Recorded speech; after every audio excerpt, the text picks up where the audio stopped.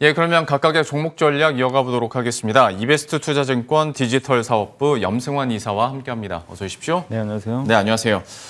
첫 번째로 내부자들에게 무슨 일이 저희가 반응 좋게 나오고 있는 코너 중에 하나인데요. 한번 보도록 하겠습니다. 대우부품과 큐브엔터가 이제 또 레이더에 잡혔는데 이 두 종목에 대해서 각각 어떤 포인트에 두고 계십니까? 그러니까 이게 딱 보니까 이 두 기업밖에 없더라고요. 그러니까 많이 안 나와가지고 그냥 두 기업 소개해드리는데, 물론 이제 여기 나오는 기업들이 뭐 무조건 뭐 좋다 이게 아닙니다. 그러니까 여러분들이 좀 자체적으로 기업 개요도 한번 보시고 또 약간 이제 여기서 뭐 재무 리스크가 있는 기업도 있을 수 있으니까 그 점은 좀 투자하실 때 유의를 좀 해주시면 좋겠고, 일단 대우부품은 뭐 우리 흔히 그냥 전동화 부품 관련주로 예전에 알려져가지고 주가 한번 좀 예전에 많이 올라갔었던 이제 기업 중에 하나인데, 최근엔 좀 되게 부진한 편이긴 한데, 이제 서 대표이사가 이제 최근에 7월 15일, 7월 16일 경에 일단 이제 장내 매수를 했습니다. 근데 이제 거기 전자공시 들어가 보시면 이제 그 장내 매수한 내역이 나오는데 보통 그 날짜가 나오거든요. 근데 날짜 보통 이틀 전으로 생각하시면 좋을 것 같아요. 왜냐하면 그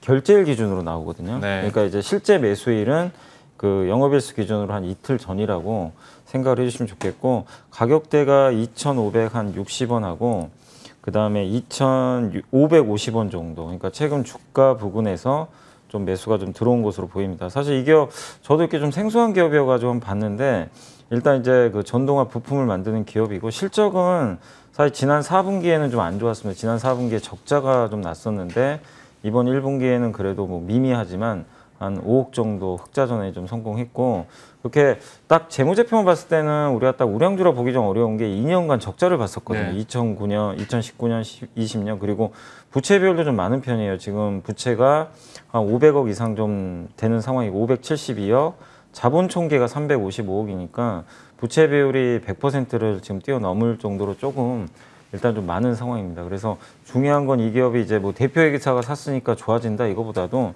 일단 매수가 들어온 건 되게 의미는 있죠. 대표회사가 샀다는 건. 그렇지만 앞으로 실적이 꾸준히 흑자를 내는지 한번 좀 관찰을 하시면 좀 좋을 것 같아요. 특히 이제 2분기 실적 발표를 아마 8월에 할 것 같은데, 그때도 좀 흑자 기조 계속 나오면서 부채가 줄어드는 모습이 나오면은 또 턴어라운드를 할 수 있는 거니까 한번 대우부품은 무조건 뭐 이렇게 좀 접근하시는 것보다는 차후에 실적까지 한번 체크해 보시면서 대응을 하시면 좋겠고, 근데 혹시 이제 이 기업을 갖고 계신 분들은 주가가 좀 많이 빠진 편이긴 하거든요. 좀 부진해가지고 주주분이라면 좀 가져가 봐도 되겠죠. 왜냐하면 이제 대표회사가 이 바닥에서 샀다는 건 좀 좋은 시그널이잖아요, 사실 어떻게 보면. 그래서 보유하신 분들 입장에서는 한번 좀 다음 달 실적까지는 한번 체크하시고 대응을 해보실 좀 필요가 있는 것 같습니다. 대우부품에 대해서 좀 주의해야 될 부분까지 얘기를 해주셨는데, 다만 긍정적인 요소들도 남아있는 만큼 조금 더 공부하시고 분석해 보시면서 이 종목 들여다보시면 좋을 것 같고요.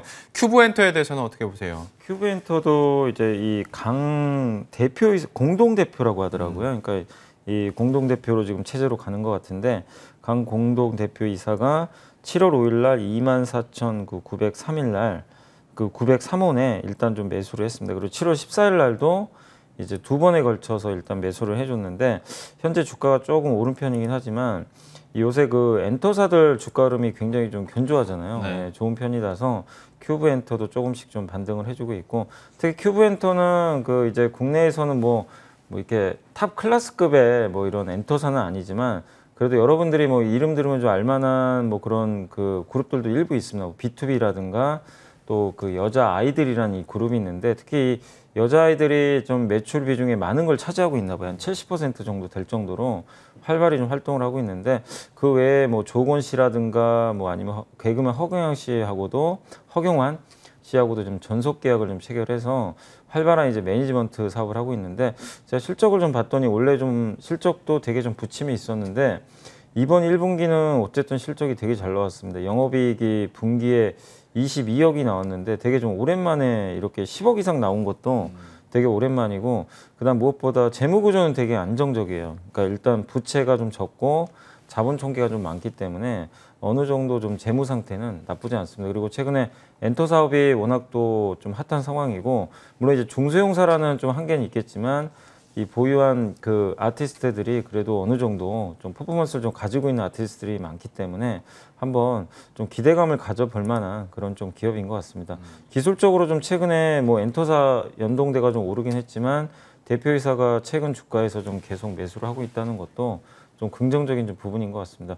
제가 봤을 때는 이제 지금 27,100원인데 한 25,000, 6,000원 정도가 좀 이 지지 라인인 것 같아요. 네. 네, 그 정도 부근에 만약에 온다면은 저가 매수도 한번 가능할 것 같고, 그리고 중요한 게 이제 하이브하고 JYP 엔터라든가 지금 뭐 YG 엔터가 굉장히 좀 고공행진을 하고 있는데, 이렇게 이제 선도 업체들이 치고 가면 그 약간 이제 밑에 있는 그 후발 주자들도 또 같이 덩달아 가는 경우들이 좀 많이 있거든요. 네. 이제 그런 관점으로 보면 큐브 엔터도 한번 좀 긍정적인 관점에서 대응을 해보셔도 좀 좋을 것 같습니다. 예, 대우부품과 큐브 엔터까지 어떤 투자 포인트들이나 의견 들어봤고요. 높아짐에 말씀드리는 거지만 저희가 뭐 지난주부터 진행하고 있는 이 내부자들에게 무슨 일이 이것과 또 그 전에 해드렸었던 전일장이나 또 시간의 거래 특징주 같은 경우에 특징적인 이슈들이 있는 종목들에 대해서 의견을 듣는 거지 절대 이게 염승환 이사께서 갖고 온 추천주가 아니거든요. 그러니까 이 부분은 잘 구분하셨으면 하는 바람이고요.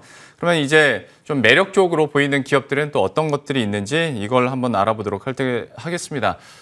이사님께서 골라오신 그 리포트 픽 종목인데 오늘은 특별히 첫 번째는 제가 공개를 한번 할게요. 네이버 준비를 하셨더라고요. 예. 그러니까 지금까지 리포트 픽 해오는 거 보면 새롭게 뭐 커버를 하기 시작하거나 아니면 리포트의 뉘앙스가 바뀐 기업들을 주로 갖고 오셨는데 오늘은 너무 네이버예요. 왜 그러니까 네이버를 이게 갖고 오신 겁니까? 어떤 거냐면, 아니 뭐 여기서 뭐 무조건 사세요 막 이런 게 아니라, 아니 리포트 내용이 되게 좀 약간 이게 뭐라고 해야 될지 모르겠는데, 약간 이제 우리가 모르던 부분이 하나 있어서 이걸 좀 소개해드리고 싶어서. 좋습니다. 네이버 보유하신 분들은 좀 더 가져가면 좋을 것 같아서 좀 말씀드리고, 좀 빠지면 좀 적극적으로 계속 좀 잡아야 될 것 같아요. 이제 뭐냐면 그 오늘 이제 사실 이게 미래셋에서 나온 이제 보고서인데, 그 제페토 가치가 지금 0으로 돼 있대요. 제페토가 지금 사실 로블록스가 시총이 40조 50조 하거든요. 네. 그럼 이것만 보면 지금 사실 지금 굉장히 싸다는 좀 느낌 들 수밖에 없는데, 일단 좀 설명을 해드리면 제페토가 지금 누적 가입자가 2억 명이 넘고요. 이제 월간, 그러니까 한 달 동안 이제 전 세계에서 사용하는 분들이 한 1,200만 명 정도가 사용을 합니다. 근데 이제 제페토가 무슨 뭐 돈이 되겠냐, 거기 가서 뭐 사람들이 돈 쓰는 것도 아닌데, 근데 로블록스도 지금 돈을 쓰잖아요. 그 안에서 맞아요. 로블록스만의 그 가상화폐가 있어요. 네. 그걸 이용해 가지고 어떤 뭐 사람들은 그 거기서 자기가 직접 게임을 만들어 가지고 몇 억씩 번 사람도 많이 있다고 하더라고요. 그러니까 그 정도로 이미 그 안에 경제 시스템이 갖춰져 있는데, 제페토도 이제 그런 시스템을 지금 갖추고 있어요, 사실은. 그래서 자기가 이제 직접 만들 수도 있고, 어떤 이제 물건 같은 거를 일부 좀 팔 수도 있고, 또 일부 이제 광고 같은 것도 발생을 한다고 합니다. 그러니까 사람만 모이면 돼요. 사실 네. 못할 건 없습니다.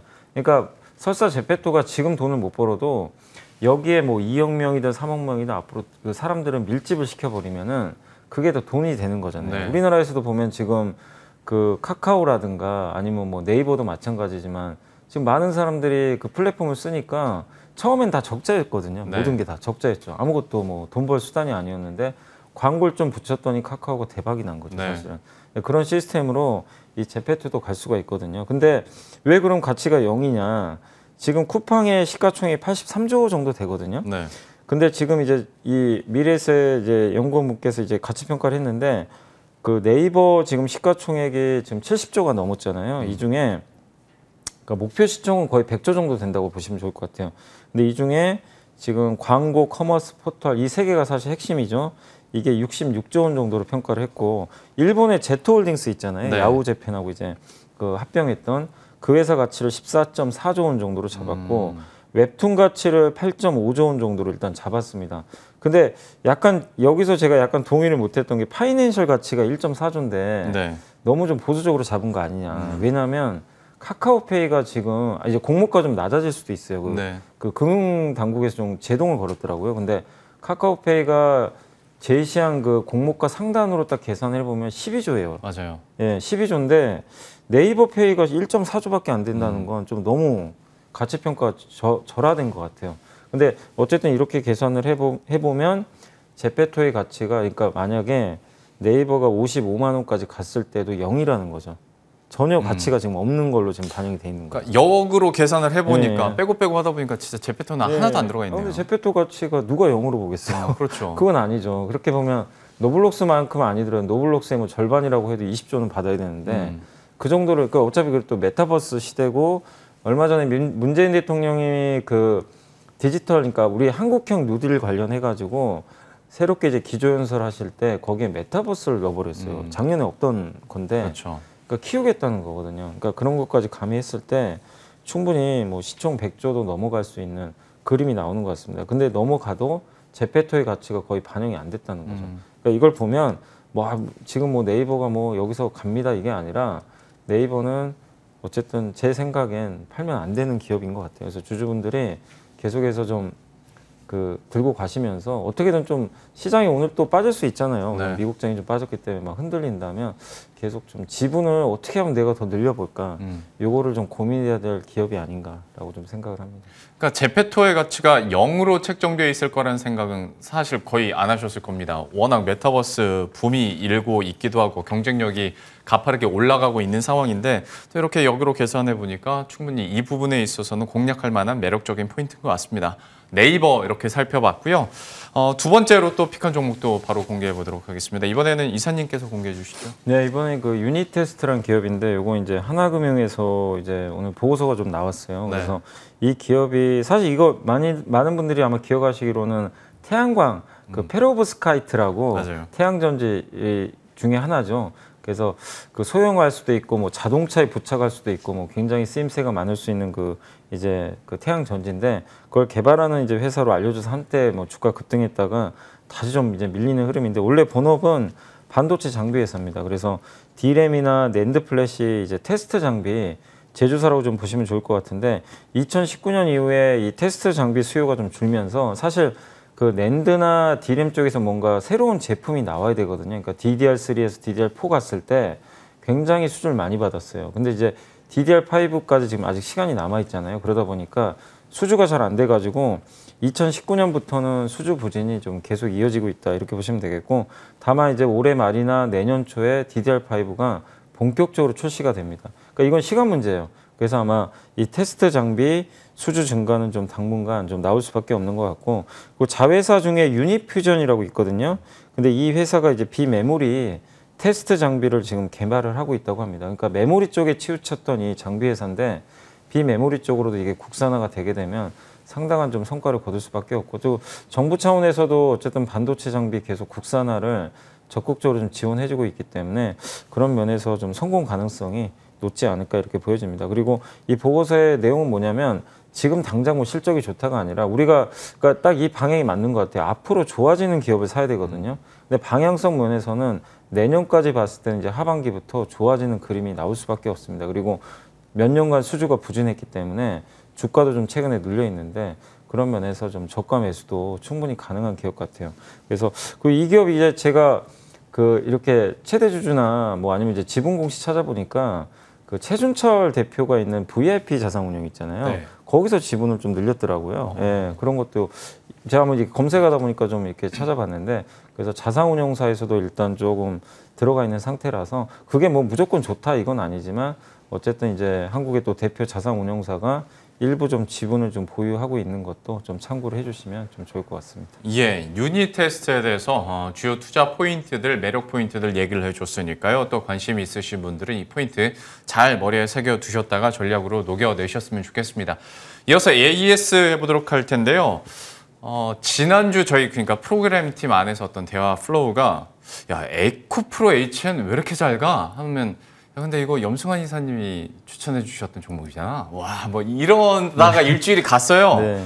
결국 수익률이 지금 70%까지 올라갔고 특히 지난주에 급등 흐름이 계속 나왔었는데 현재 시점에서 이 종목은 그러면 어떻게 하겠습니까? 그때 제가 이제 언급드렸던 포인트는 뭐냐면 이런 기업이 한국에 거의 없다. 그러니까 너무 좀 희소성이 있는 것 같아가지고 그러니까 탄소 저감 장치를 만들고 그 다음에 이제 미세먼지 저감 장치 만드는 네. 회사인데 원래 에코프로 안에 같이 있다가 이게 분할하니까 이 회사가 이제 돋보이는 거죠. 그래서 이제 가치가 재평가 받으면서 급등했고 그 다음에 이제 탄소 국경세까지 같이 이제 유럽에서 정책이 나오면서 주가 이제 급등을 했는데 또 무상증자를 했더라고요. 300%. 그래서 이제 주식수가 많이 늘어나게 될 텐데 결국에는 뭐 이런 이제 무상증자를 하게 됨으로써 가격은 낮아지고 사실 기업 가치에 뭐 크게 변화되는 건 없는데 주당 가격이 또 낮아지잖아요. 그렇게 되면 또 투자할 수 있는 유인들이 늘어날 수밖에 없는 거죠. 어떻게 보면 이제 분할하고 똑같은 것 같아요. 액면 분할과 같은 그런 효과를 좀 기대할 수 있다 보니까 주가가 이제 불을 좀 뿜지 않았나 이렇게 좀 보여집니다. 그래서 지금 에코프로 HN이 좀 과할 정도로 좀 오른 건 사실인데 지금 여기서는 당연히 매수하는 건 좀 안 되겠죠. 안 되겠지만 보유하신 분들은 일단 무상자 저는 받으셨으면 좋을 것 같고 충분히 아직 뭐 끝난 기업은 아닌 것 같아요. 그래서 좀 쉬어갈 수 있겠지만 중장기 투자하신 분들은 계속 들고 가시고 나는 이 정도면 됐다 하시는 분들은 뭐 일부 정리하셔도 상관없겠지만 장기 투자하신 분들은 무상자 물량까지 받으시면서 계속 장기 투자하시면 좋을 것 같습니다. 사실 보유자 입장에서 이런 이슈 뜨면 제일 고민하는 게 내가 이거 진짜 받아봐라 이거거든요. 네. 근데 받아도 될 것 같다. 네. 장기적인 관점에서 얘기를 해주셨고 다만 뭐 여기서 나는 만족한다 하시는 분들은 충분히 차익 실현 가능한 구간이라고 얘기를 해주셨으니까요. 여러분들 참고하시길 바라겠습니다. 마지막으로 오늘 시장 전략 좀 어떤 마인드가 우리에게 또 필요할지 이것도 얘기를 해주시죠. 그러니까 뭐 당분간 장이 뭐 여기서 크게 가기도 힘들고 뭐 그렇다고 막 엄청나게 급나갈 뭐 상황도 아닌 것 같고요. 되게 좀 어수선한 움직임들이 계속 이어질 것 같아요. 그러니까 옆으로 좀 늘어지고 하루 빠지고 하루 상승하고 막 이런 움직임들이 계속 이어질 수밖에 없는 것 같습니다. 이게 삼성전자가 위로 가줘야 이게 위가 열리는데 아직 뭐 그런 모습도 아닌 것 같고 또 미국의 반도체 지수가 또 급락했기 때문에 오늘도 하락 압력을 한번 받을 거는 같아요. 그래서 3,200선하고 지금 3,300 왔다 갔다 하는데 3,200선 아니면 그 밑에서는 계속 좀 주식 비중을 늘려가시면 좀 좋을 것 같고 이게 정체될수록 계속 좀 기회를 모색하시면서 역시 좀 부진한 기업들 중에서 기회를 찾는 게 맞는 것 같아요. 지금 뭐 이미 올라간 기업을 뒤늦게 동참하는 거는 트레이딩 정도밖에 저는 안 된다고 보고 있고 가장 좀 부진한 섹터가 역시 반도체, 자동차 이 대표적인 게 두 개 있고 또 바이오도 되게 부진했잖아요. 네. 근데 이런 섹터들이 좀 부진할 때 좀 담으셔서 계속해서 좀 가을 이후의 장세를 좀 한번 그 대비하는 전략이 좀 필요하다라고 말씀드리겠습니다. 가을 이후를 좀 느긋하게 바라보면서 반도체와 자동차주 모아가자라는 투자 전략까지 이렇게 들어봤습니다. 이베스트 투자증권 디지털 사업부 염승환 이사와 함께했습니다. 오늘 말씀 고맙습니다. 네, 감사합니다.